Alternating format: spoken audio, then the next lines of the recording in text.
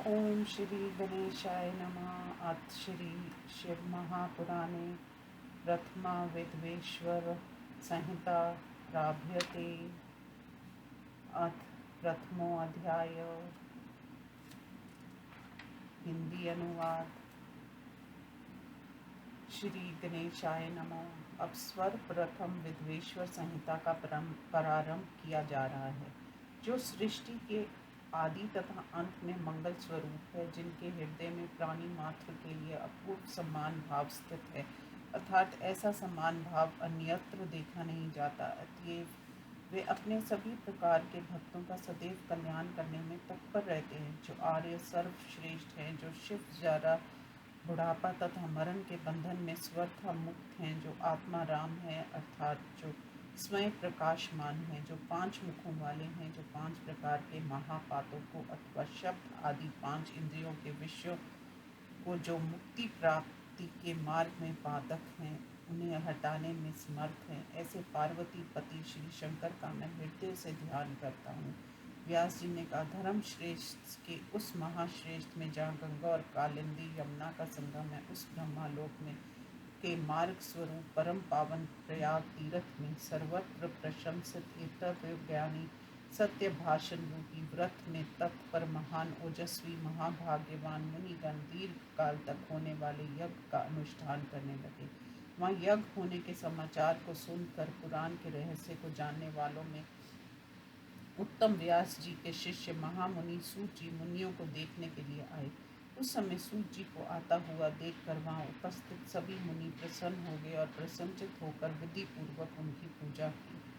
तदंतर वे सभी महात्मा मुनिवन प्रसन्न हुए। तब उन्होंने हाथ जोड़कर विधि पूर्वक उनकी स्तुति करके विनम्रता के साथ सूत जी से कहा, हे सर्वज्ञ, सभी वेद शास्त्रों के ज्ञाता, रोम हर्षण, अपने आगमन से सबको पुलकायमान करने वाले, आप अपने भाग्य की महानता से वेद व्यास द्वारा संपूर्ण पुराणों को के ज्ञान को प्राप्त कर चुके हैं, इसलिए आश्चर्यकारक पौराणिक कथाओं के आप वैसे पात्र खजाना हैं, जिस प्रकार महत्व पूर्ण रत्नों का पात्र रत्नाकर समुद्र होता है, जो भूत बीती हुई भव्य होने वाली तथा वर्तमान वस्तु घटना तीनों लोकों में है, उन सबके जानकार आप हैं, अर्थात आपसे कोई वस्तु छिपी नहीं है। हमारे सौभाग्य से आप इसे देखने के लिए ही यहाँ पधारे हैं। हमारा कोई ना कोई कल्याण किए बिना आप यहाँ से नहीं जाएंगे, ऐसा मेरा विश्वास है। हमने पहले भी आपसे अनेक शुभ तथा अशुभ कथाएं सुनी हैं, किंतु उतना ही सुन लेने से हमारा मन तृप्त नहीं होता। हम उस प्रकार की कथाओं को सुनने की बार बार इच्छा होती है। हे सद्बुद्धि वाले सूची, इस समय हमारे सामने एक ही कथा सुनने योग्य है। यदि आपकी कृपा हो तो उस रहस्यमय कथा को भी सुनाइए। इस घोर कलयुग के आ जाने पर मनुष्य पुण्य कर्मों से वंचित हो जाएंगे, सभी दुराचारी हो जाएंगे और सभी झूठ बोलने लग जाएंगे। दूसरों की निंदा करने में तत्पर, दूसरों के धन को लेने के इच्छुक, पराई स्त्रियों के साथ भोग विलास में आसक्त बुद्धि वाले तथा दूसरों को कष्ट देने एवं मार देने में लगे रहेंगे। इस शरीर को ही आत्मा समझने वाले मूर्ख, नास्तिक, ईश्वर की सत्ता को ना मानने वाले, पशुओं के समान बुद्धि वाले, अर्थात केवल अपना पेट भरने का ज्ञान रखने वाले, माता पिता के साथ द्वेष करने वाले, स्त्रियों को ही देवताओं की भांति पूजने वाले तथा कामी प्रवृत्ति के होंगे। ब्राह्मण लोभ रूपी ग्रहों से पीड़ित होंगे, वेदों को बेचकर अपनी आजीविका करेंगे, धन कमाने के अभ्यासी और अपनी विद्या के मत में मस्त रहेंगे, अपने वर्णाश्रम धर्म में से रहित होंगे, प्राय दूसरों को ठगेंगे, त्रिकाल संध्या वंदन न करने वाले तथा ब्रह्मा ज्ञान में स्पर्धा रहित होंगे, दया से रहित मूर्ख होने पर भी अपने को पंडित मानने वाले, अपने सदाचार तथा व्रत लोप करने वाले, खेती कराने में तत्पर, क्रूर स्वभाव वाले और कपटपूर्ण मन वाले होंगे।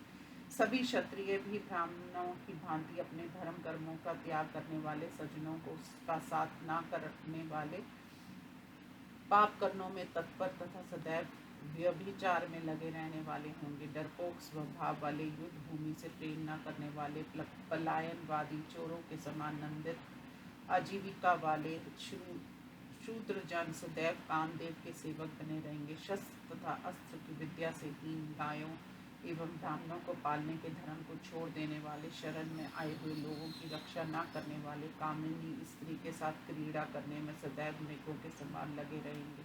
प्रजा पालन रूपी उत्तम धर्म से हीन, सदैव भोग विलास में लगे रहने वाले, प्रजा का विनाश करने वाले, दुष्ट तथा व्यर्थ में जीवों प्राणियों की हिंसा करने वाले होंगे। वैश्य संस्कारों से हीन होकर अपने धर्म को छोड़ने वाले, नीच मार्ग पर चलने वाले, केवल धन कमाने में तत्पर, तुला कर्म की कुवृत्तियों का आचरण करने वाले होंगे। गुरु देवता तथा ब्राह्मणों के प्रति वे भक्ति नहीं करेंगे, सदैव दुर्बुद्धि वाले होंगे, ब्राह्मणों को भोजन नहीं कराएंगे, प्राय वे कंजूस होंगे और कभी किसी को दान नहीं देंगे। उपपत्ति के रूप में पराई स्त्रियों के साथ सहवास करने में तत्पर, गंदे विचारों वाले लोग तथा मोह से अपने वश में रहने वाले, बगीचा लगवाना, कुआं खुदवाना आदि धर्मों को छोड़ने वाले होंगे। उस प्रकार जो कोई शूद्र है वे ब्राह्मणों के समान आचार करने लगेंगे। सुंदर आकृति वाले मूर्ख तथा अपने धर्म को छोड़ने वाले होंगे। तप करने वाले और ब्राह्मणों के तेज को चुराने वाले, बालकों को मारने में तत्पर तथा वेदों के मंत्रों का उच्चारण करने में लगे रहेंगे। शालीग्राम, शिला, शिवलिंग आदि की पूजा करेंगे, होम यज्ञ आदि का आयोजन करेंगे, विपरीत विचारों वाले, हृदय से कुटिल तथा ब्राह्मणों के साथ वैर किया करेंगे। वे धनवान, नीच कर्मों को करने वाले, विद्यावान, परस्पर विवाद को तर्क करने वाले, कथाओं एवं धर्मों के उपदेशक और वास्तविक धर्म का लोप करने वाले होंगे।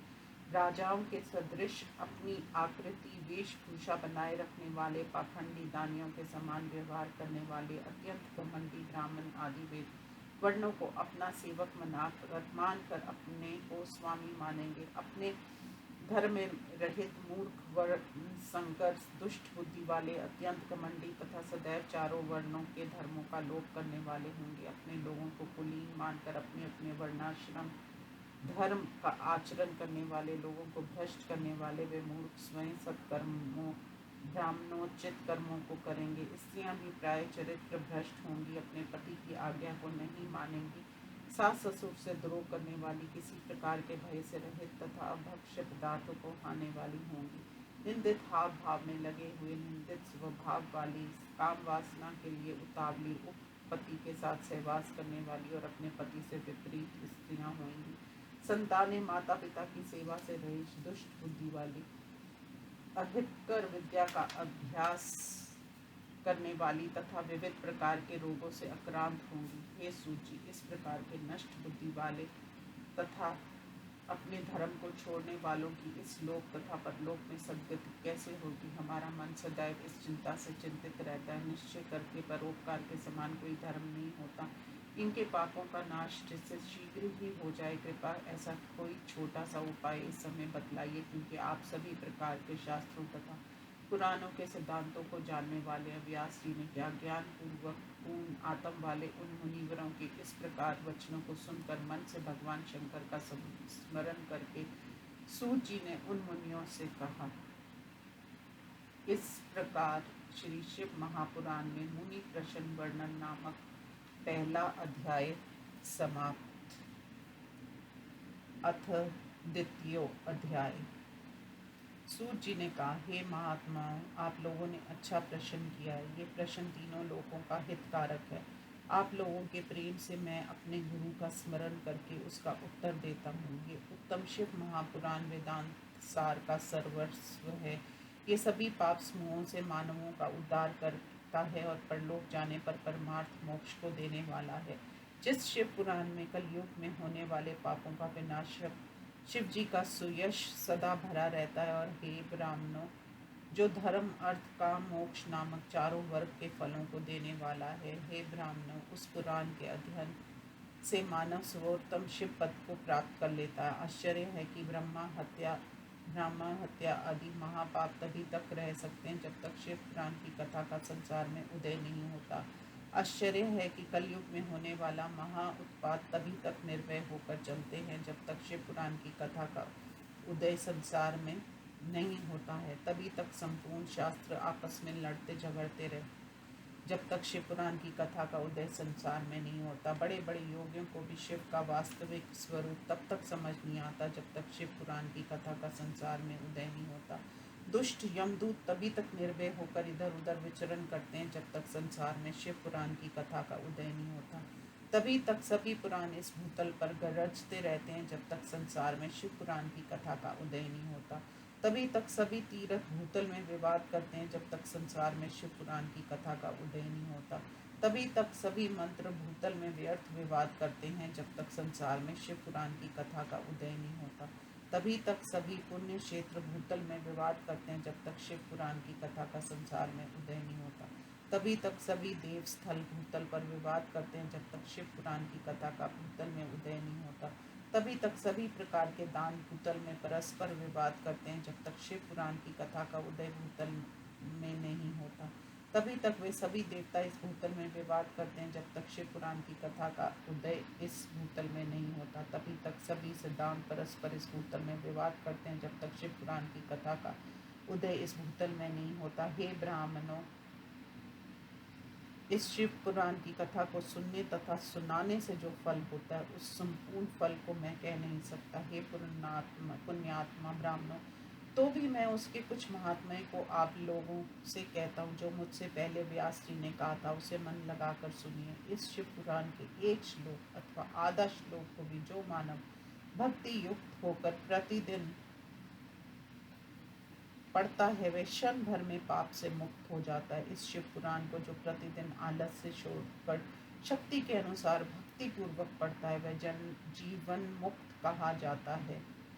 इस शिव पुराण की जो मनुष्य सदैव भक्ति पूर्वक पूजा करता है वह निस्संदेह प्रतिदिन अश्वमेध यज्ञ के फल को प्राप्त करता है। इस शिव पुराण को जो मनुष्य साधारण पद के प्राप्ति की इच्छा से दूसरों से सुनता है वह भी मेरी कृपा से पापों से मुक्त हो जाता है। जो समीप से इस शिव पुराण को प्रणाम करता है वह सभी देवताओं की पूजा के फल को निस्संदेह पा जाता है। इस शिव पुराण को अपने हाथ से लिखकर जो शिव भक्तों को देता है उसके पुण्य का फल सुनो। शास्त्रों के अध्ययन करने पर और वेदों का व्याख्यान करने पर भी जो फल इस लोक में मिलना दुर्लभ है वह फल भी उसे सुलभ हो जाता है।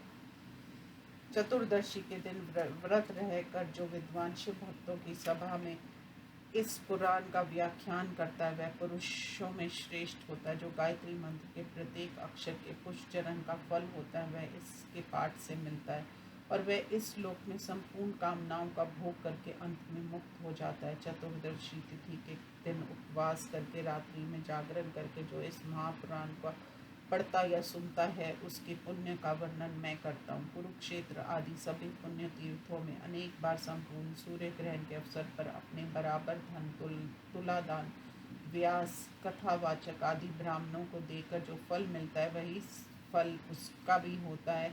ये सत्य है, इसमें कोई संदेह नहीं है। जो कोई भी इस शिव पुराण की कथा का रात दिन गान करता रहता है उसकी आज्ञा की प्रतीक्षा इंद्र देवता भी करते रहते हैं। इस शिव पुराण की कथा को प्रतिदिन पढ़ता सुनता हुआ मनुष्य जो शुभ कार्य करता है उसका करोड़ गुण फल होता है। सावधान मन से जो रुद्र संहिता का पाठ करता है वह यदि ब्रह्मा हत्या भी किया हो तो भी वह 3 दिन में पवित्र हो जाता है। इस रुद्र संहिता का पाठ जो भैरव की प्रतिमा के सामने बैठकर मौन होकर 3 बार पढ़ता है वह अपने संपूर्ण मनोरथों को प्राप्त कर लेता है। इस रुद्र संहिता का पाठ जो बरगद और बिलव वृक्ष की प्रदक्षिणा करता है उसकी ब्रह्मा हत्या दूर हो जाती है। रुद्र संहिता से भी कैलाश संहिता का महात्म्य अधिक कहा गया है। साक्षात ब्रह्मा स्वरूपनी और एक ओंकार के अर्थ को प्रकाशित करता है। कैलाश संहिता के संपूर्ण महात्म्य को शिव जी जानते हैं, उसके आधे महात्म्य को व्यास जी जानते हैं। हे ब्राह्मणों, उसके आधे महात्म्य को मैं जानता हूँ, उसमें से कुछ मैं कहता हूँ। वह संपूर्ण नहीं कहा जा सकता जिसे जानकर तत्काल प्राणियों के चित्त की शुद्धि हो जाती है। हे ब्राह्मणों, वह रुद्र संहिता जिस पाप का नाश नहीं कर सकती वैसा कोई पाप ही नहीं है, क्योंकि सदा ढूंढने पर भी मैंने वैसे किसी पाप को नहीं देखा। शिव जी ने उपनिषद रूपी समुद्र को मत कर जो अमृत काला उससे उन्होंने प्रसन्न होकर कुमार कार्तिकेय को दिया। उसे पीकर वे अमर हो गए। ब्रह्मा हत्या आदि महापापों को दूर करने के लिए तत्पर मनुष्य इस संहिता का 1 महीने तक पाठ करे तो वह उन पापों से मुक्त हो जाता है। जो दान नहीं लेना चाहिए, जो भोजन नहीं करना चाहिए और जो वचन नहीं बोलने चाहिए, ऐसे कर्मों को करने से जो पाप होता है वह सब पाप इस संहिता का 1 बार पाठ करने से नष्ट हो जाता है। शिव मंदिर में अथवा बिलवन में बैठकर जो इस संहिता का पाठ करता है वह उस फल को प्राप्त करता है जो इस वाणी से नहीं कहा जा सकता। इस संहिता को श्राद्ध काल में भक्ति पूर्वक पढ़ता हुआ जो पुरुष ब्राह्मणों को भोजन कराता है, उसके जो पितर हैं वे सब शिव जी को परम पद को प्राप्त हो जाते। चतुर्दशी के दिन निराहार रहकर बिल वृक्ष के मूल में बैठकर जो इस संहिता का पाठ करता है वह साक्षात शिव है। उसकी पूजा देवता भी करते हैं। और जो दूसरी संहिता कही गई है वह सभी प्रकार के मनोवांछित फलों को देने वाली है। दोनों को ही श्रेष्ठ समझना चाहिए, क्योंकि ये दोनों ही शिव जी की लीलाओं तथा ज्ञान से परिपूर्ण है। अंत ये शिव पुराण वेद सम्मत कहा गया है। इस ब्रह्मा सम्मत पुराण की रचना सर्वप्रथम शिव जी ने की थी। विद्वेश्वर, रुद्र, विनायक, उमा मात्र, एकादश रुद्र, कैलाश, शतरुद्र, कोटि रुद्र, सहस कोटि, वायवी तथा धर्म नामक भेद से ये पुराण 12 संहिताओं से युक्त होने के कारण अत्यंत पुण्यदायक है। हे ब्राह्मणों, मैं उन संहिताओं की श्लोक संख्या को कहता हूँ, आप लोग आदर पूर्वक सुनिए। विद्वेश्वर संहिता 10,000 इतनी ही श्लोक संहिता, रुद्र संहिता तथा विनायक संहिता की भी है। उमा संहिता एवं मात्र संहिता प्रत्येक 8-8 हजार है। एकादश रुद्र संहिता 13,000 है। कैलाश संहिता 6,000, शतरुद्र संहिता 3,000, कोटि रुद्र संहिता 9,000, सहस कोटि रुद्र संहिता 11,000, वायवी संहिता 10,000, धर्म संहिता 12,000। इस प्रकार ये शिव महापुराण आरंभ में 1,00,000 श्लोक युक्त थी था। व्यास जी ने संक्षेप करके 25,000 श्लोकों वाला बना दिया। ये 7 संहिताओं से युक्त चौथा शिव पुराण है। इनके बीच में 3 शिव पुराण और थे जो आज उपलब्ध नहीं है। सृष्टि के आरंभ में शिव द्वारा निर्मित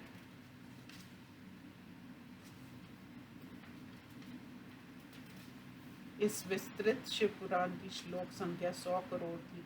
व्यास आदि मुनियों के ने द्वापर आदि युगों में पुराणों को 18 भागों में विभाजित कर 4,00,000 श्लोकों से घटाकर उन्हें संक्षिप्त कर किया। श्लोकों की संख्या के अनुसार ये 24,000 श्लोकात्मक कहा गया है। इसमें ब्रह्मा समेत 7 संहिताएं हैं। पहली विद्वेश्वर संहिता रुद्र, दूसरी रुद्र संहिता, तीसरी शतरुद्र संहिता, चौथी कोटि रुद्र संहिता, पांचवी उमा संहिता, छठी कैलाश संहिता तथा सातवीं वायवी संहिता। इस प्रकार 7 संहिताएं कही गई है।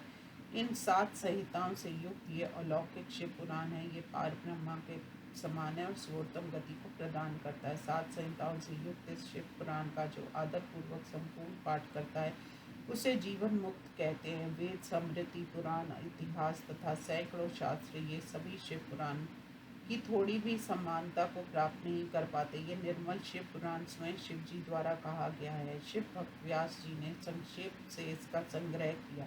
ये मानव मात्र का उपकार कर तीनों तापों का विनाश कर सज्जनों का कल्याण करता है। इस शिव पुराण में छल कपट रहित धर्म का वर्णन किया गया है। विज्ञान युक्त वेदांत का रहस्य ही इसका मुख्य विषय है। ये निष्कपटी विद्वानों की जानने योग्य वस्तु है और ये सत्पुरुषों को उनके कर्मों के आधार पर यही धर्म अर्थ काम को देने वाला है। ये शिव पुराण सभी पुराणों में उत्तम है। अतएव ये सत्पुराण है। इसमें वेद तथा वेदांतों की अलौकिक वस्तुओं का वर्णन किया गया है। इस पुराण को जो आदर पूर्वक पढ़ता या सुनता है वह शिव को निश्चय ही परम गति को प्राप्त करता है। इस प्रकार श्री शिव महापुराण में मुनि प्रश्नोत्तर वर्णन नामक दूसरा अध्याय समाप्त। ओम नमो शिवाय।